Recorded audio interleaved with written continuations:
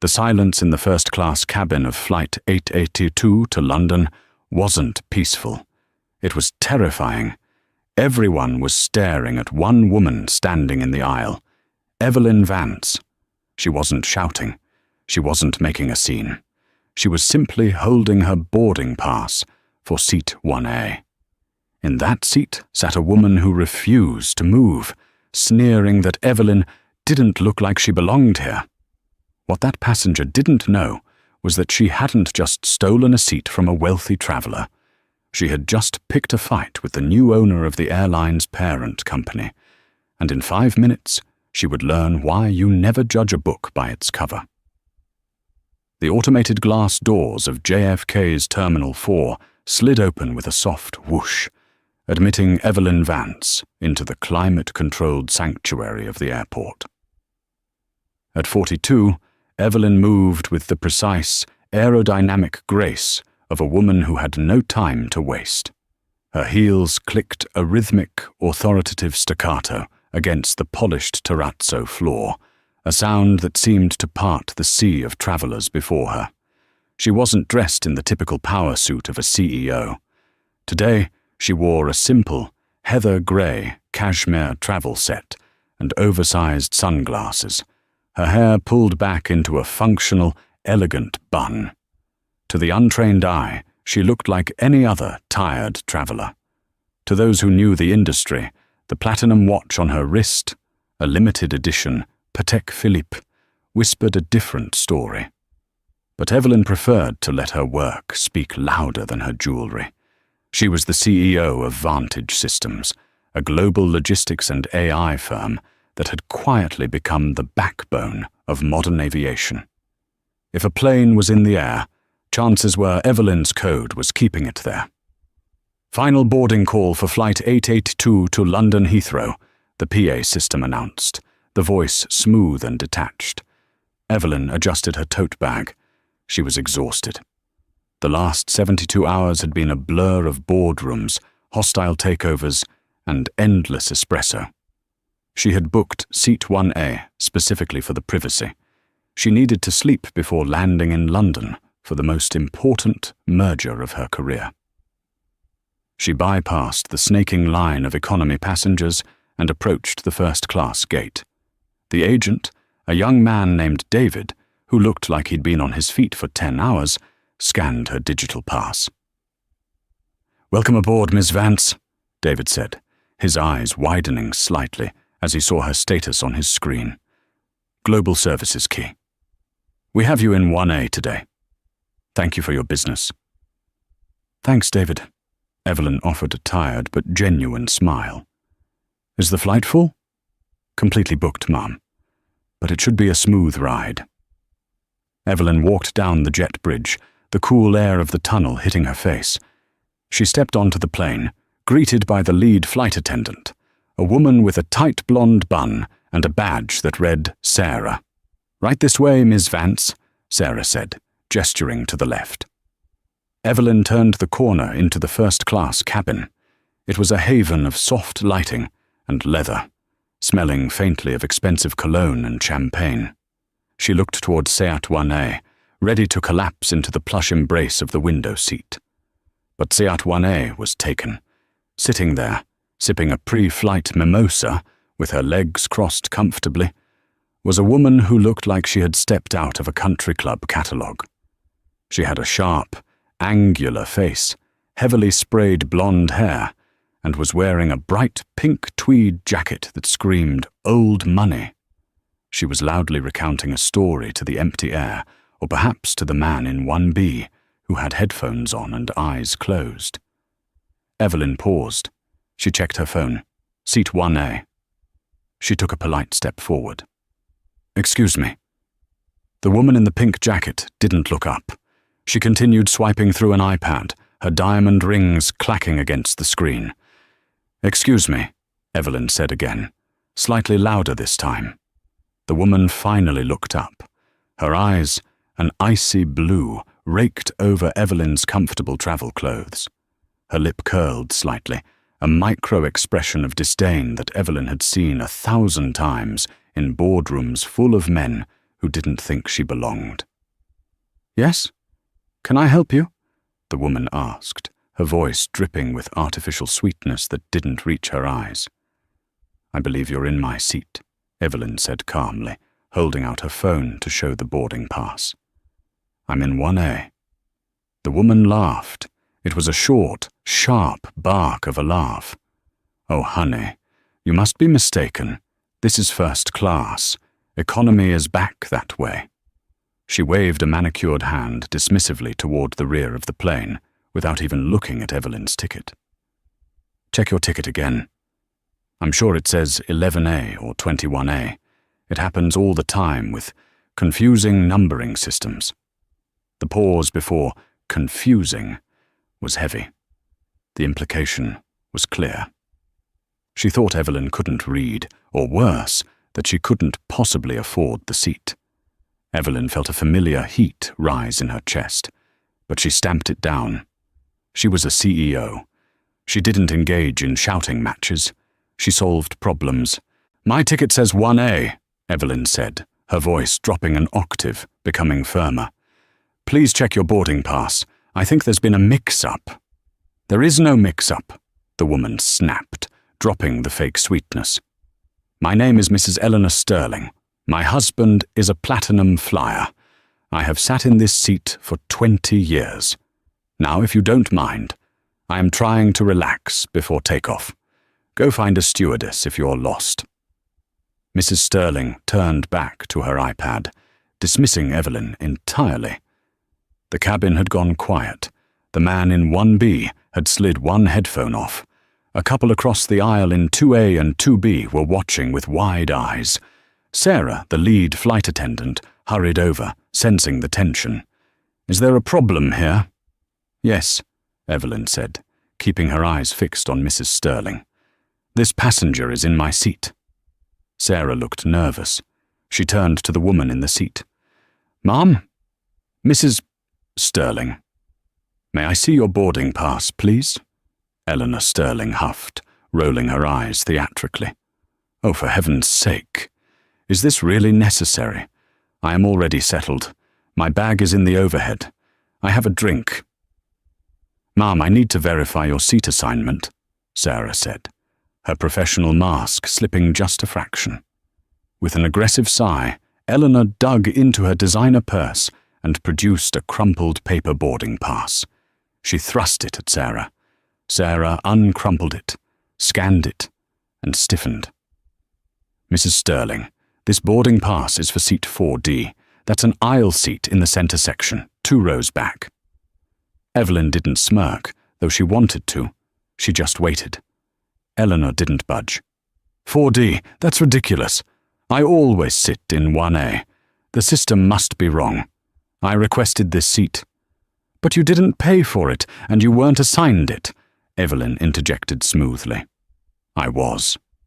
Eleanor whipped her head around, her face flushing a blotchy red. "Excuse me? Do you know who I am? Do you have any idea how much money my family spends with this airline?" She turned back to Sarah, pointing a finger at Evelyn. "I am not moving for her. Look at her. She's probably using employee benefits or some upgrade voucher. I paid full fare." "Ms. Vance is a full-fare first-class passenger," Sarah said, her voice sharpening.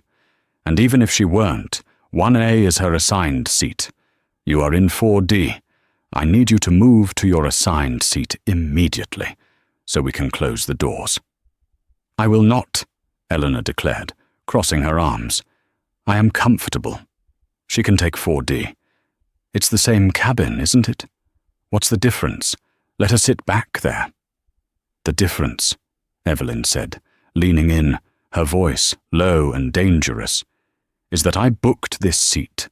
I paid for this seat, and I am going to sit in this seat. You are stealing." "Stealing?" Eleanor scoffed. "Don't be dramatic. It's a chair." "It's a contract," Evelyn corrected. "Sarah," Eleanor barked at the flight attendant, "go get the captain. I am not dealing with this disrespect. Tell him Eleanor Sterling is here, and I refuse to be harassed by—" by this person.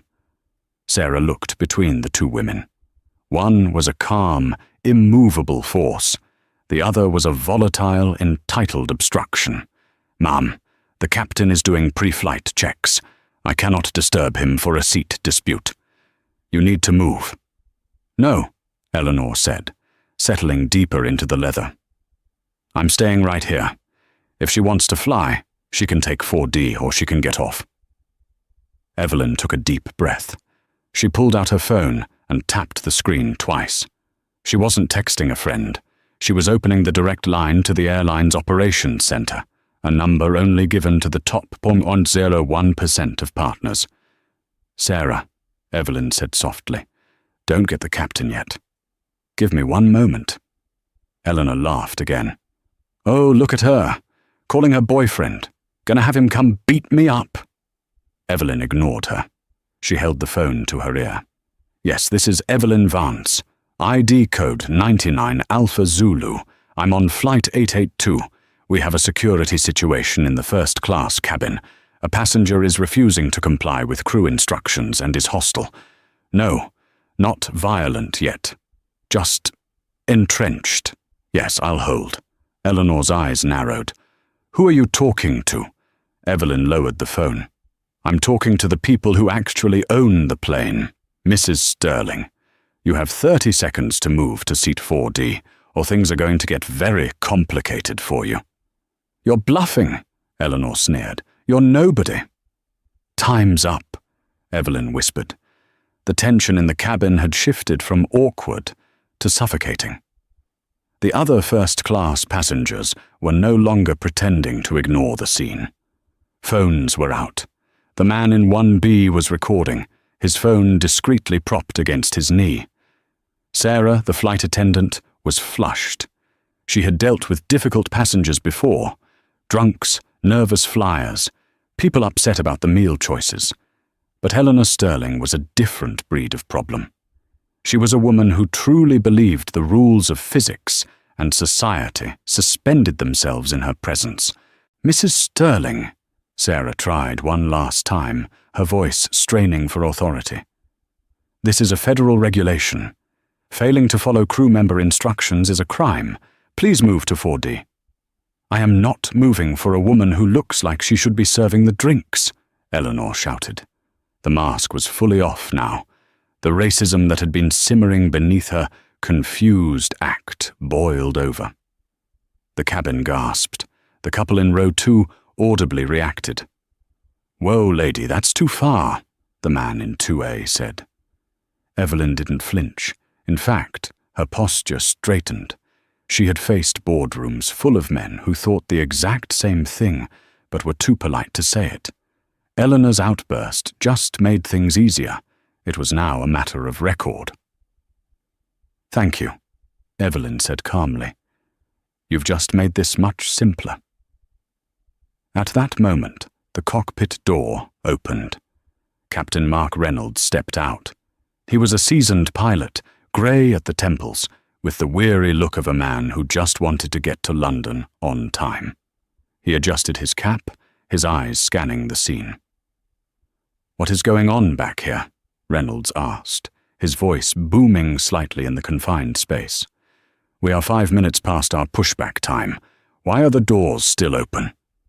Eleanor lit up. She unbuckled her seatbelt and practically leapt up, though she stayed in the footwell of seat 1A, blocking access. Captain, thank God. This stewardess is incompetent, and this passenger is harassing me. I am Eleanor Sterling. My husband is Robert Sterling, the hedge fund manager. We are personal friends with the VP of operations for this airline. Captain Reynolds looked at Eleanor, then at Sarah, and finally at Evelyn.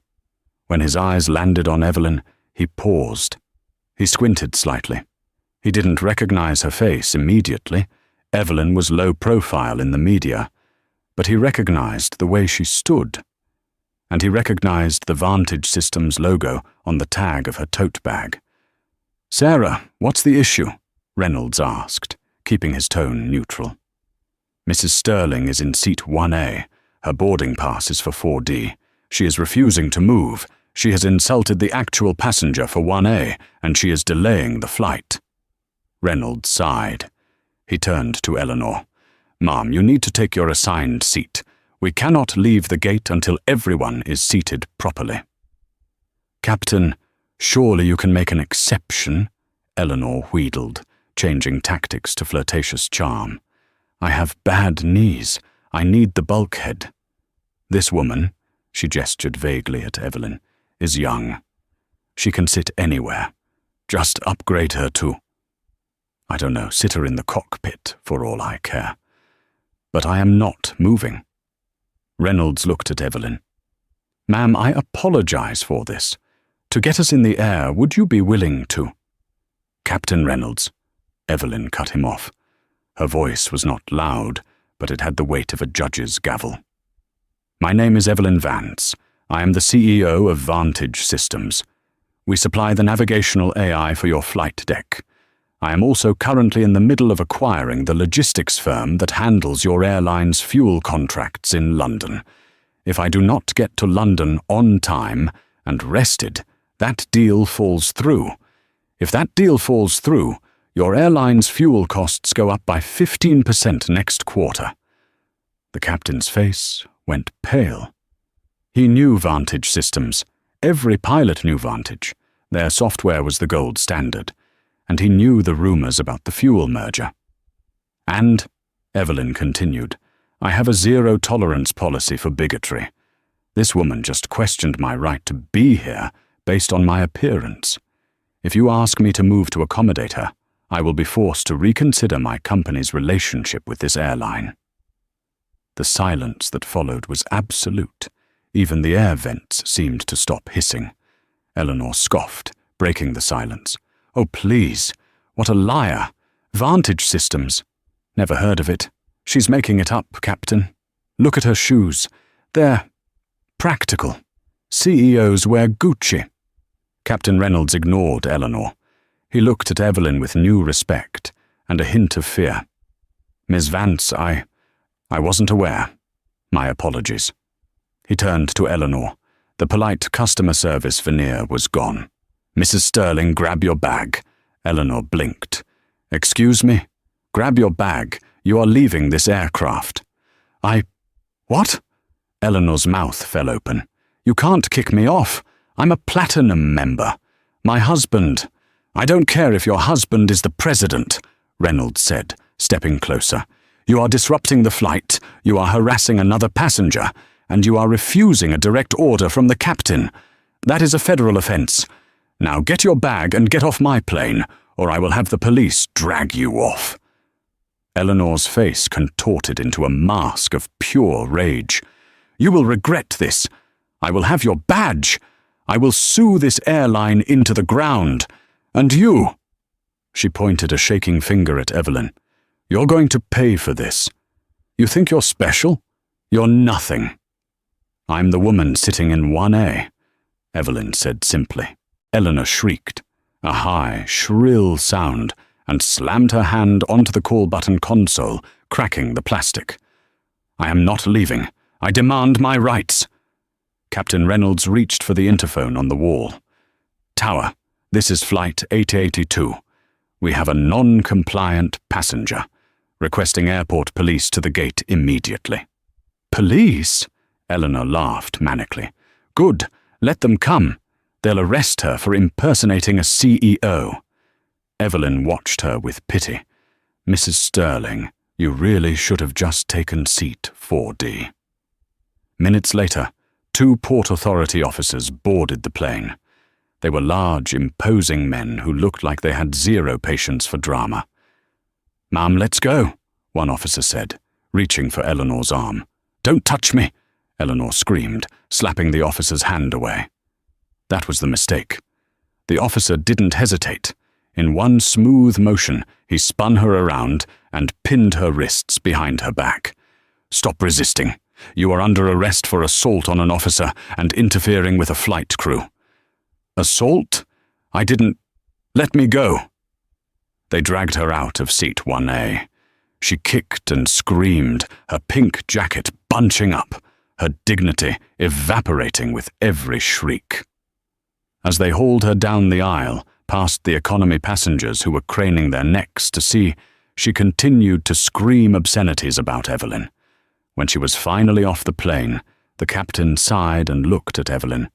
"Miss Vance, I am terribly sorry. We'll have housekeeping come clean the seat area immediately." "Thank you, Captain," Evelyn said. It seemed like a victory. The antagonist was gone. Justice was served. Evelyn finally sat down in 1A. She buckled her seatbelt. The doors closed. The plane pushed back.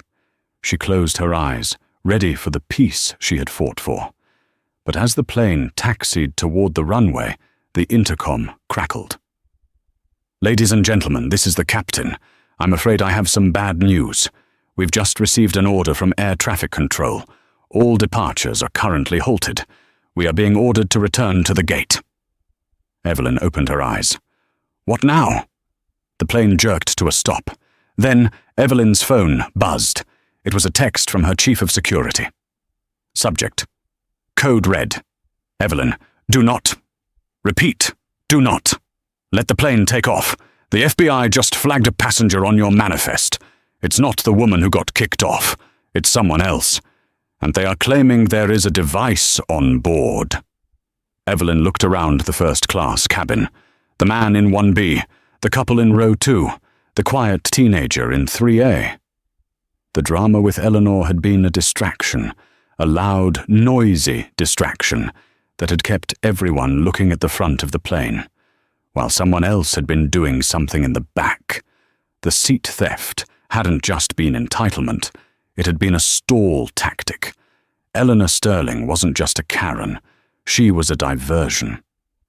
The Airbus A380, a behemoth of engineering usually graceful in its movements, lurched awkwardly as the pilot applied the brakes.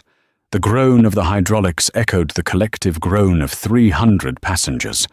To them, this was a nightmare delay. To Evelyn Vance, sitting in seat 1A with her phone clutched in a hand that was trembling ever so slightly, it was a tactical situation. The text from her chief of security, Marcus Thorne, burned on her screen. Do not let the plane take off. The warning was redundant now. The plane was stopped. But the terrifying part was the second half of the message. Device on board. Evelyn's mind raced, shifting gears from aggrieved passenger to CEO of a defense contractor. Vantage Systems didn't just make logistics software. They built the AI architecture that protected commercial flights from cyber hijacking. If Marcus was using the phrase code red, it meant someone wasn't trying to blow up the plane with explosives. They were trying to infect it. She looked around the first-class cabin again, her eyes scanning for anomalies. The cabin was a cage of luxury. To her right, in seat 1B, the man with the headphones, Julian, had stopped pretending to sleep. He was awake, and he was sweating. Not the sheen of a nervous flyer, but the cold, clammy sweat of a man whose plan was disintegrating. He was furiously tapping on a small, ruggedized tablet that was tethered to the seat's USB port. Why is he hardwired in? Evelyn thought. The plane has Wi-Fi, unless he wasn't using the Wi-Fi, unless he was trying to interface directly with the in-flight entertainment, IFE, system to bridge into the avionics bay. "Ladies and gentlemen," Captain Reynolds's voice came over the intercom, sounding strained. "We have been instructed by authorities to hold our position on the tarmac. Please remain seated with your seatbelts fastened. Do not, I repeat, do not stand up." Through the window, Evelyn saw the flashing lights before she heard the sirens. It wasn't just a police cruiser, it was an armada. Black SUVs with no markings, Port Authority vehicles, and a massive armored truck were swarming the tarmac, forming a blockade around Flight 8A2. The couple in row 2 began to panic. "Is it a bomb?" the woman whispered loudly. "Oh my God, did that crazy lady leave a bomb?" Evelyn knew it wasn't Eleanor. Eleanor was a sledgehammer. This situation required a scalpel. Eleanor had been the noise. This, whatever was happening in seat 1B, was the signal. The cabin crew looked terrified. Sarah, the flight attendant who had defended Evelyn earlier, was standing by the cockpit door, her face pale. She caught Evelyn's eye. Evelyn gave her a subtle, steady nod, trying to project a calm she didn't feel. Then, the heavy thud of the jet bridge reconnecting to the aircraft shook the fuselage. The cabin door flew open. This wasn't the polite entrance of the gate agents. 4 agents in tactical gear, wearing jackets emblazoned with FBI, stormed onto the plane. They didn't look at the passengers. They didn't look at the crew. They moved with a terrifying singularity of purpose. "Hands! Let me see your hands!" the lead agent shouted, his rifle lowered, but ready. Evelyn slowly raised her hands, palms open. She knew the drill. The agents bypassed 1A completely. They didn't even look at Evelyn. They lunged for seat 1B. "Julian Thorne, federal agents, hands off the device." The man in 1B, Julian, didn't surrender. In a moment of desperate madness, he tried to snap the tablet in half over his knee. "Secure him!" 2 agents tackled him. The sound of expensive leather, tearing and bone-hitting plastic, filled the silent cabin. Julian screamed, a raw, guttural sound, as he was dragged out of the seat and pinned to the floor of the aisle, right next to Evelyn's feet. "It's not mine," Julian yelled, his face pressed into the carpet. "I'm a courier. I'm just a courier." One of the agents, a tall woman with her hair in a severe ponytail, grabbed the ruggedized tablet before Julian could destroy it. She checked the screen, her eyes widening. She tapped her earpiece. "Command, we have the payload. The uplink was 98% complete. We stopped it just in time. The malware didn't execute." Evelyn felt a chill go down her spine. Malware. The agent looked down at Julian. "You're under arrest for violation of the Espionage Act and attempted sabotage of a commercial aircraft."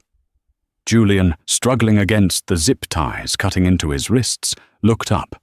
His eyes locked onto Evelyn. A look of pure malice crossed his face. He knew who she was. He knew why the uplink had failed. The delay. "She's in on it!" Julian screamed, spitting the words at the agents. "Her! The woman in 1A. She's the handler. She gave me the drive." The cabin gasped. The couple in row 2 looked at Evelyn with horror. The lead agent looked at Evelyn. He saw a composed black woman in a travel suit. He saw the Patek Philippe watch. He saw the Vantage Systems bag. "Ma'am," the agent said, his voice hard. "Stand up slowly." "I am Evelyn Vance," she said, her voice steady, though her heart was hammering against her ribs. "I am the CEO of Vantage Systems. This man is lying.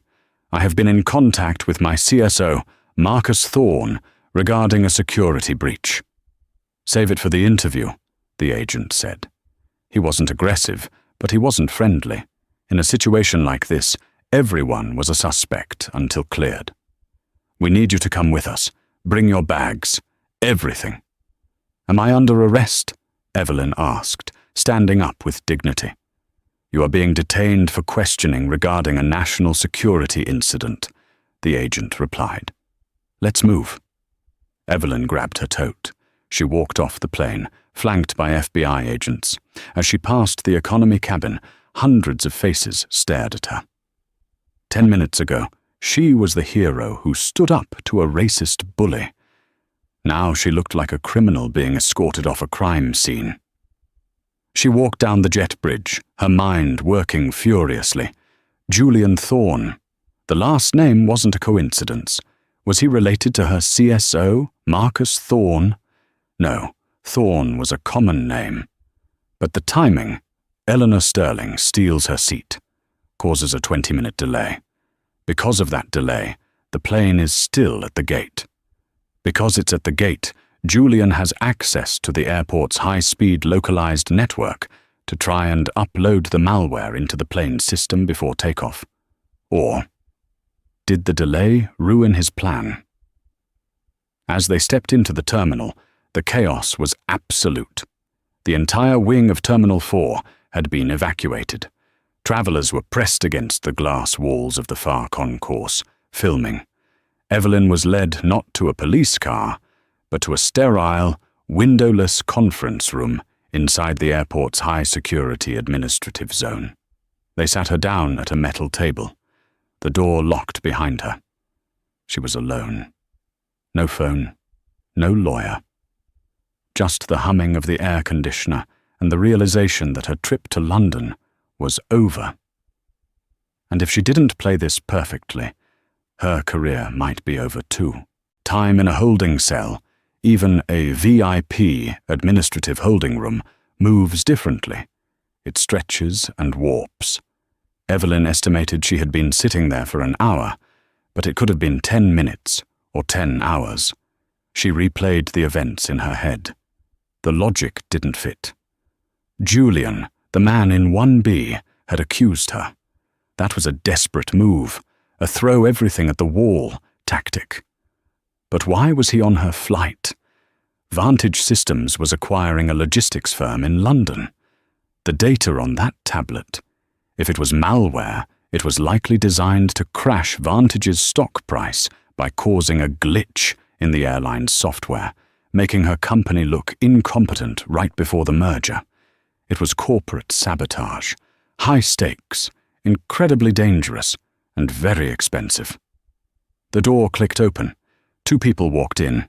One was the FBI agent from the plane, the woman with the ponytail. The other was a man in a suit that cost more than Evelyn's car. He looked familiar. "Ms. Vance?" the man said, extending a hand. "I'm Assistant Director Miller, FBI Cyber Division, and I apologize for the theatrics on the plane. We had to be sure." Evelyn didn't shake his hand. She kept hers folded on the table. "You detained the CEO of the company that built the software you're currently trying to save, Director Miller. I expect my phone back immediately." Miller sighed and placed her phone on the table. "We checked it. You're clear. Your text thread with Marcus confirms you were alerting us, not aiding the suspect. But we have a problem." "The problem," Evelyn said, picking up her phone and checking her messages, "is that Julian Thorne claims I'm his handler, which is absurd." "It is," Miller agreed, sitting opposite her. "We know who Julian is. He's a mercenary hacker. High-end. He usually works for foreign intelligence, but occasionally he takes private contracts. He was attempting to inject a dormant virus into the flight control system. It wouldn't have crashed the plane, but it would have caused ghost readings, false fuel shortages, phantom engine failures, which would have grounded the entire fleet using Vantage software," Evelyn finished. "My company's stock would plummet, the merger would fail, and whoever hired him would short the stock and make billions." "Exactly," Miller said. "But here is the twist, Ms. Vance. Julian's upload required a hardline connection to the seat for exactly 18 minutes after the avionics systems were fully booted up." Evelyn's eyes narrowed. The avionics boot up during the pre-flight check, usually 20 minutes before pushback. "Correct," Miller said. "If the flight had left on time, at 8:45 p.m., the connection would have been severed when the plane switched to internal power for taxiing. The upload would have failed.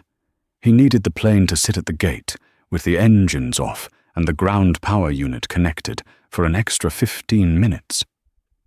Evelyn felt the realization hit her like a physical blow. The pieces slammed together. "Eleanor," she whispered. Miller nodded. The delay. The argument over the seat. It lasted exactly long enough. The argument started at 8:40. She refused to move. The captain got involved. The police were called. The plane didn't push back until 9:05. That 25-minute window gave Julian the time he needed to finish the upload. If we hadn't raided the plane when we did, he would have succeeded. "So," Evelyn said, her voice turning cold, Eleanor Sterling wasn't just a racist woman having a bad day. She was a clock. We think so, Miller said, but we can't prove it. She's in holding cell B down the hall. We charged her with interfering with a flight crew.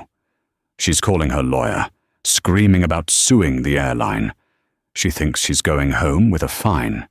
If she's a co-conspirator in a cyber-terrorist attack, she's looking at 20 years in federal prison. But we need a link. Evelyn stood up. She smoothed her skirt. The exhaustion was gone, replaced by the icy clarity that made her a CEO. "Let me talk to her," Evelyn said. "Ms. Vance, that's highly irregular. You're a civilian." "I'm the victim," Evelyn corrected. "She targeted me. She targeted my company. And frankly, Director, you don't have a link. You have a coincidence. You need her to slip up. And she won't slip up with you. She sees you as the help in a cheap suit. She sees herself as untouchable." Evelyn walked to the mirror on the wall, checking her reflection. She looked impeccable, despite the stress. "She thinks she's better than me," Evelyn said, turning back to Miller. "She thinks I'm beneath her. Use that. Let me go in there. She'll want to gloat. And when she gloats, she'll talk." Miller looked at his partner. The female agent shrugged. "We can wire the room. It's admissible if she speaks voluntarily to a non-law enforcement entity." Miller looked back at Evelyn. 5 minutes. But if she gets violent, we're coming in." "She won't get violent," Evelyn said, a dark smile playing on her lips. "She's a lady of leisure. She'll just get chatty." Evelyn followed the agents down a stark white hallway. They stopped at a heavy steel door marked Room 2. "She's in there," Miller whispered. "We're listening." Evelyn took a deep breath. She didn't enter as the victim. She entered as the boss. She pushed the door open and stepped inside. Eleanor Sterling was sitting at a small table, her pink jacket rumpled, her mascara running slightly. She looked miserable. But the moment she saw Evelyn, her posture stiffened. The arrogance returned instantly, like a reflex. "You!" Eleanor hissed. "This is all your fault. I've been sitting here for 2 hours. Do you know who I am?" Evelyn closed the door gently. She didn't sit. She stood by the door, looking down at Eleanor with an expression of bored pity. "I know exactly who you are, Eleanor," Evelyn said softly. "You're the woman who just lost everything." "Don't be dramatic," Eleanor scoffed, waving a hand. "Robert is calling the senator. I'll be out of here in an hour. And then I'm suing you for harassment. I'm suing the airline. I'm suing everyone." "There won't be a lawsuit, Eleanor," Evelyn said, walking closer, "because you aren't being charged with a seat dispute. You're being charged with treason." Eleanor blinked. The word hung in the air. "Treya what? Don't be stupid." "The man in 1B, Evelyn lied smoothly. "Julian. He's talking. He's telling the FBI everything. He told them about the deal. It was a gamble, a massive bluff." Evelyn watched Eleanor's face closely. She needed a micro-expression, a twitch, a widening of the eyes, a swallow. She got more than that. Eleanor's face went chalk white. Her hand started to shake. I don't know a Julian," Eleanor stammered. "I don't know what you're talking about." "He said you were easy," Evelyn pressed, her voice dripping with disdain. "He said he found you through a friend at the club. Said you needed some quick cash to cover some gambling debts? Or was it the credit cards your husband doesn't know about?" Evelyn was riffing now, reading the panic in Eleanor's eyes. Women like Eleanor always had secrets, usually financial ones. The facade of wealth often hid a mountain of debt. "It wasn't treason," Eleanor blurted out. "It was a prank. It was just a prank." "A prank?" Evelyn raised an eyebrow. "Grounding a transatlantic flight is a prank." "I didn't know about the plane," Eleanor cried, standing up, her composure shattering. He just said, he needed 10 minutes. He said if I made a scene and held the plane at the gate for 10 minutes, he'd give me $50,000. I needed the money, okay? Robert cut off my cards. It was just supposed to be a delay. I didn't know he was doing anything to the plane. Evelyn felt a surge of triumph, but she kept her face, impassive. $50,000? You sold out your country and risked 300 lives for $50,000? He said it was a protest, Eleanor sobbed. He said he was an activist. He said he just wanted to delay the flight to protest. Carbon emissions or something. I didn't know. You took money to interfere with flight operations, Evelyn said coldly. How did he pay you? Crypto, Eleanor wept, burying her face in her hands. He sent it to a wallet on my phone. I haven't even touched it yet. Please, you have to tell them. I'm not a terrorist. I'm Mrs. Robert Sterling. You were, Evelyn said. She turned to the door. Director Miller, I think we're done here. The door opened instantly. Miller walked in, looking grimly satisfied. Eleanor Sterling, Miller said, pulling a pair of handcuffs from his belt. Real ones this time, not the plastic zip ties. You are under arrest for conspiracy to commit cyber-terrorism and aiding and abetting a federal fugitive. You have the right to remain silent. Eleanor screamed. It was a sound of pure, unadulterated horror. She lunged toward Evelyn. You tricked me! You tricked me! You b-e! Evelyn didn't flinch. She watched as Miller and another agent restrained Eleanor. I didn't trick you, Eleanor, Evelyn said, her voice calm and final. I just let you speak. You did the rest yourself. As they dragged Eleanor out of the room, Evelyn felt the adrenaline finally crash. She leaned against the table, taking a long, shaky breath. The plot was unraveled. The bad guys were caught. But the story wasn't over. Because now, the media was involved. And Evelyn Vance had a flight to catch, and a message to send to the world. The interrogation room was a sealed box, but the world outside was a coliseum.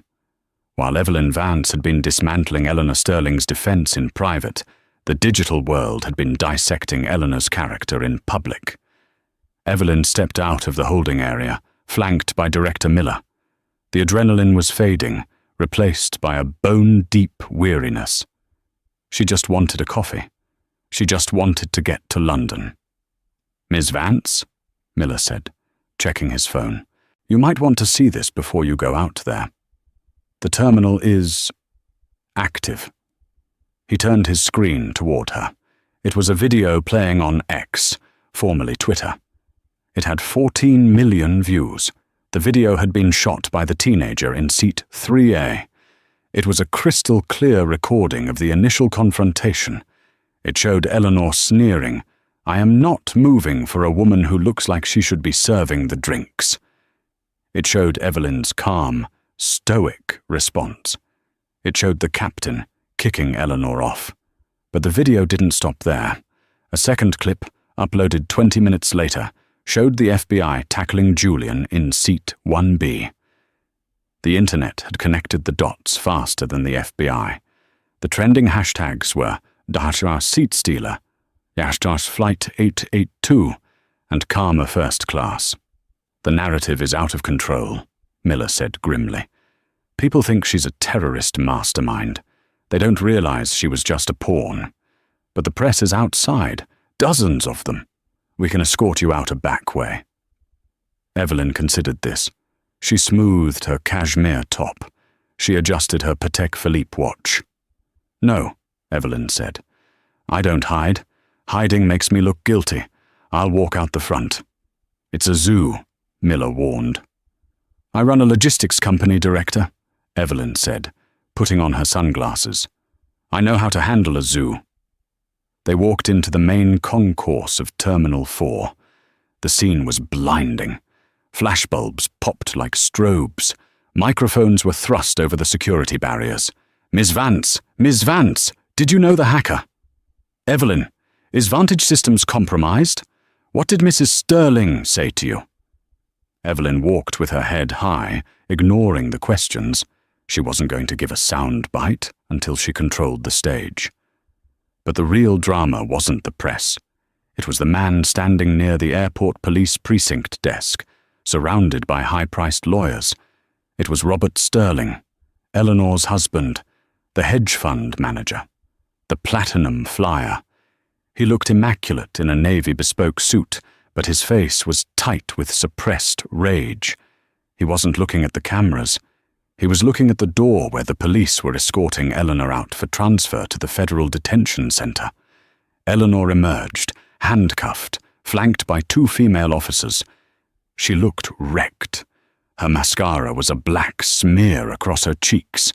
Her pink jacket was torn at the shoulder. When she saw Robert, her face crumpled in relief. "Robert!" she wailed, pulling against the officers. "Robert, tell them who we are. Get me out of here." The press went silent. The cameras zoomed in. This was the money shot, the reunion of the power couple. Robert Sterling didn't move. He didn't rush to her. He didn't yell at the police. He simply adjusted his cufflinks and took a step back. "Robert!" Eleanor stopped struggling, confusion clouding her tear-streaked face. "Baby? Call the lawyer. Fix this." Robert spoke, his voice carrying clearly in the sudden silence of the terminal. It was a voice devoid of warmth, stripped of any marital affection. It was a business transaction voice. "I have spoken to the lawyers, Eleanor," Robert said. "They are representing me." Eleanor blinked. "What? What about me?" "You are being charged with federal crimes under the Patriot Act," Robert said coldly. "Conspiracy to commit cyber-terrorism. The assets of anyone associated with you are subject to immediate freeze and seizure." He took another step back, physically distancing himself from her. "I manage $4 billion in assets, Eleanor. I cannot have my accounts frozen because you decided to take a bribe from a hacker to pay off your gambling debts." The crowd gasped. The gambling debts. He knew. "Robert, please!" Eleanor sobbed. "I did it for us. I needed the money so you wouldn't find out. And in doing so," Robert continued, "you destroyed our reputation. The firm's board has already called me. They are demanding a statement." He looked at the police officers. "Officers, do what you have to do. I have no relation to this woman's actions. In fact, my legal team will be filing for divorce in the morning. Irreconcilable differences and criminal misconduct." "Divorce!" Eleanor screamed, her legs giving out. The officers had to hold her up. "You can't. I'm your wife." "You're a liability," Robert said, "and I don't keep liabilities." He turned his back on her. He walked away, his lawyers forming a phalanx around him, shielding him from the cameras. Eleanor Sterling, the woman who had claimed she owned the first-class cabin, collapsed. She was dragged, weeping and broken, toward the waiting transport van. She had lost her seat. She had lost her freedom. And now, publicly and brutally, she had lost her future. Evelyn watched from 20 feet away. She felt no joy. It wasn't a victory to watch a human being be discarded like trash, even a terrible human being like Eleanor. It was just sad. It was the cold, hard math of the world Eleanor worshipped. If money is your god, you're only worth your balance sheet. Eleanor's balance was now 0. Evelyn turned to leave, but a reporter blocked her path. A young woman from CNN. "Ms. Vance, with the attack on your systems and the merger in London scheduled for tomorrow, is Vantage Systems in trouble? Did the hacker succeed in damaging your code?" The question cut through the noise. This was the danger. If the market thought Vantage was vulnerable, the stock would tank in the morning. Evelyn stopped. She took off her sunglasses. She looked directly into the camera lens. "Let's be clear about what happened today," Evelyn said, her voice projecting authority. Vantage Systems was not compromised. A mercenary attempted to compromise us, and he failed. Why? She paused for effect. Because our security protocols are redundant. Because our monitoring is absolute. And because when I see a threat, whether it's a line of bad code or a person disrupting my flight, I deal with it. Today proved that Vantage isn't vulnerable. It proved we are impenetrable. The hacker is in custody. The software is secure. And as for the merger, she smiled, a shark-like smile. I'm on my way to London now to sign the papers. If anything, the price just went up. She turned and walked away, the cameras flashing behind her. She had spun a disaster into a marketing campaign. But she still had a problem. The commercial flights were grounded. She had to be in London in 6 hours. She pulled out her phone and dialed Marcus Thorne. "Marcus," she said. "Boss, I saw the news. You're trending. You're a legend," Marcus said, his voice sounding relieved. "I don't need to be a legend, Marcus. I need to be in London. The commercial fleet is grounded for investigation. Get the company jet prepped at Teterboro. I'm taking a chopper there now." "Way ahead of you," Marcus said. "The Gulf Stream is fueled. But Evelyn, there's something else." "What?" "We cracked Julian's laptop, the one the FBI seized. We found the payment trail for who hired him." Evelyn stopped walking. The chaos of the terminal faded away. "Who?" "It wasn't a foreign government," Marcus said quietly. "It was Aerologics." Evelyn's eyes narrowed. Aerologics, her main competitor. The company that had lost the bid for the London contract she was flying to sign. The CEO of Aerologics was Simon Pendergast, a man who had once told Evelyn to her face that women didn't have the stomach for logistics. "Simon," Evelyn whispered. "He paid Julian $2 million in Bitcoin to plant the malware," Marcus explained. "He wanted to crash our stock so he could swoop in and steal the London deal." "And he used Eleanor as a distraction," Evelyn said. "He weaponized a Karen to take down a black woman CEO." "It's poetic, in a twisted way," Marcus said. "What do you want to do? Send it to the FBI?" Evelyn thought for a moment. She looked at the flashing police lights outside, where Eleanor was being loaded into the van. Justice had been served for the pawn. Now it was time for the king. "Send the raw data to the FBI," Evelyn said. "But send a copy to me. I'm going to have a meeting with Simon Pendergast before I sign that deal." "You're going to confront him?" "No," Evelyn said, walking toward the exit where a black car was waiting. "I'm going to bury him." The Gulfstream G650 cut through the night sky like a silver needle, soaring at 45,000 feet. Inside, the cabin was a sanctuary of silent power, far removed from the chaotic first-class section of Flight 882. There were no crying babies or entitled passengers here, only the soft hum of Rolls-Royce engines and the smell of fresh espresso. Evelyn sat at the mahogany conference table, her laptop screen illuminating her face in the darkened cabin. She wasn't sleeping. She was preparing for war. On her screen lay the digital dossier her chief of security, Marcus Thorne, had painstakingly compiled. It was a roadmap of betrayal. The FBI had seized Julian Thorne's ruggedized tablet, but Evelyn's own tech team had intercepted the encrypted handshake signals used during the attempted upload. The data trail didn't lead to a foreign government or a random anarchist group. It led directly to the executive offices of Aerologics, her primary competitor. "I have the offshore transaction records, Evelyn," Marcus's voice crackled over the secure satellite link. "The $2 million Bitcoin payment to Julian originated from a shell company controlled by Simon Pendergast." Evelyn's grip tightened on her glass of sparkling water. Simon Pendergast. The man was a relic of the old guard who had spent years trying to undermine Vantage Systems. He had once famously remarked at a gala that Evelyn was too emotional for the cold logic of global logistics. Now it appeared he had used that very sexism to craft his plan. "The chat logs are even worse," Marcus continued. Simon specifically told Julian to find a distraction.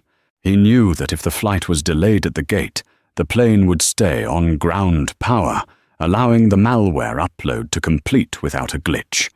He didn't just hire a hacker, he weaponized Eleanor Sterling's entitlement. Evelyn stared at the transcript. "Find a useful idiot to cause a scene," Simon had written. Eleanor hadn't just been a racist passenger. She had been a tactical tool. Simon knew that a woman like Eleanor couldn't resist a fight over status, and he knew the airline's protocol would keep the plane at the gate until the dispute was settled. Every minute Eleanor spent screaming about her rights was another 5% of the malware uploaded into the navigation system. "He wanted to crash our stock before the London merger," Evelyn whispered to the empty cabin. If the flight had taken off and then experienced ghost engine failures mid-Atlantic, Vantage would have been finished. "What's the move, boss?" Marcus asked. Evelyn looked out the window at the starlit horizon. "The merger meeting is at 9 a.m. at the Shard. Simon is a minority shareholder. He'll be there, expecting to hear that I'm still stuck in a New York police station. He thinks he's won." She closed her laptop with a decisive snap. "Notify the FBI's London attaché. I want them standing by. But I'm going into that boardroom first. I want to see the look on his face when he realizes that the emotional woman didn't just survive his trap, she brought the handcuffs." The victory at the Shard was swift, but the true conclusion of Evelyn Vance's journey took place 3 days later back in New York. The fallout from Flight 882 hadn't just stayed in the aviation world, it had become a global cultural phenomenon. "The seat-stealing terrorist" was the headline on every newsstand, though the reality was far more pathetic than the sensationalism suggested. Evelyn stood in the shadows of the Port Authority courthouse, watching a scene that felt like a dark mirror of the plane cabin. Eleanor Sterling was being led out of a side exit, her hands cuffed and her head bowed. The vibrant pink tweed jacket she had worn with such arrogance was now rumpled and stained. She looked smaller, not just physically, but spiritually. Waiting for her on the sidewalk was Robert Sterling, her husband. For a moment, it looked like a scene from a romantic drama, the loyal husband waiting to save his wife. But as Evelyn watched, she realized the air between them was cold enough to crack glass. "I've spoken to the board, Eleanor." Robert's voice was audible even from a distance, stripped of any warmth. "They've seen the video. They've seen the FBI report. My firm's reputation is in free fall because of your prank for a payout. I'm not paying the bail." Eleanor's head snapped up, her eyes wide with a terror far greater than when the police had grabbed her. "Robert, you can't be serious. I did it for us, to cover the losses. I'm your wife." "You were a liability," Robert replied, his voice flat. He handed a small envelope to her lawyer and didn't look back at her again. "The divorce papers are inside. Don't call me. I've already had the locks changed at the Hamptons and the Penthouse." As Robert's town car pulled away, Eleanor collapsed onto the concrete, wailing, a sound of pure, unadulterated consequence. She had spent a lifetime using her name as a shield, only to find that when the shield is forged from vanity, it shatters at the first sign of heat. Evelyn stepped out from the shadows. She didn't feel the triumph she expected. She felt a profound sense of clarity. She walked toward her own waiting SUV, where Marcus Thorne was holding the door. "Simon Pendergast was just denied bail in London," Marcus reported, checking his tablet. "And the airline just sent a formal notice. They're renaming the first-class lounge at JFK after you, the Vance Executive Sanctuary. They're also giving you a lifetime open ticket, any seat, any flight, anywhere in the world. Evelyn paused, looking back at the courthouse one last time.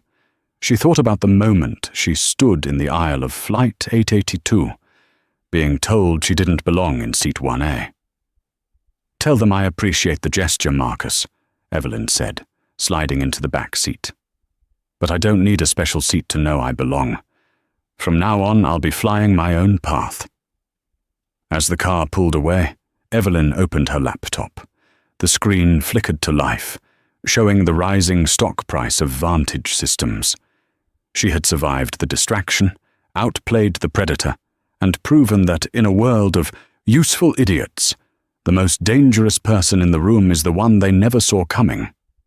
The story of the seat stealer ended in a jail cell. But for Evelyn Vance, the real journey was just beginning. In the end, Eleanor Sterling learned the most expensive lesson of her life. Your status doesn't give you the right to walk over others, and you never truly know who is sitting across the aisle from you. Evelyn Vance didn't just reclaim her seat. She reclaimed the respect she deserved and dismantled a criminal conspiracy in the process. This story serves as a powerful reminder that while entitlement might get you the seat, character is what keeps you in the air. If you enjoyed this journey of justice and high-stakes drama, make sure to hit that like button and subscribe to the channel for more incredible real-life storytelling. Don't forget to click the notification bell so you never miss a twist. What would you have done if you were in Evelyn's shoes? Let us know in the comments below. Thanks for watching, and we'll see you in the next one.